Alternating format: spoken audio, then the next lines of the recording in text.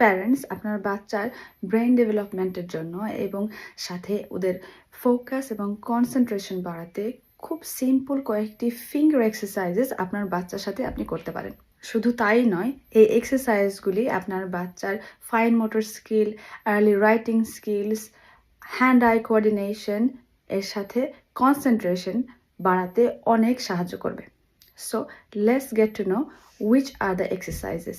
So first, news paper ক্রাম্বলিং। আপনি আপনার বাচ্চার সাথে যে কোনো পেপার নিয়ে বা নিউজ পেপার নিয়ে এভাবে স্ক্রাম্বল আপ করে ওদের সাথে প্র্যাকটিস করতে পারেন।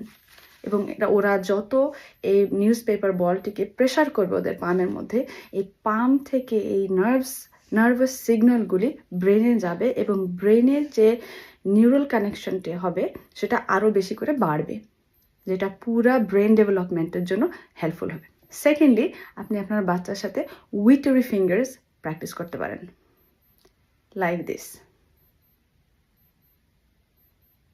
এটা আস্তে আস্তে আপনি অ্যাডভান্স করার জন্য এটা আরও ফাস্ট করতে পারেন।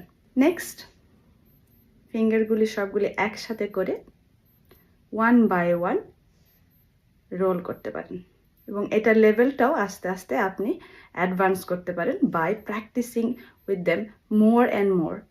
এবং এই প্র্যাকটিসটাতে আপনার বাচ্চার হ্যান্ড আই কোঅর্ডিনেশন বাড়ছে, ওদের থিঙ্কিং ডিফারেন্টলি এবং প্রবলেম সলভিং স্কিলটা বাড়ছে, সাথে ফোকাসটাও অনেক দিতে হচ্ছে। সো যত বেশি করে এই প্র্যাকটিসগুলি আপনি করবেন ততই আপনার বাচ্চার ফোকাসটা বাড়বে। নেক্সট, সেম ওয়েতে 1 by 1 ফিঙ্গার লিফটিং, এবং এখানেও অনেক বেশি কনসেন্ট্রেশন এবং ফোকাসের প্রয়োজন। লাস্টলি,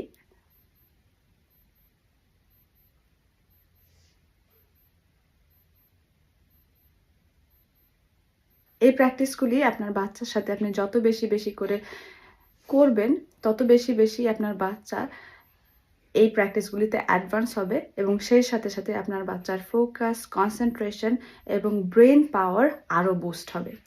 এবং সেই সাথে হবে আপনার বাচ্চার আর্লি রাইটিং স্কিলটা, যে হ্যান্ড আই এবং ফোকাস দরকার রাইটিংয়ের জন্য, প্রেসিশন যেটা দরকার, সেই জিনিসটা আপনার বাচ্চা স্লোলি এই প্র্যাকটিসের মাধ্যমে ডেভেলপ করতে পারবে। ভালো থাকুন।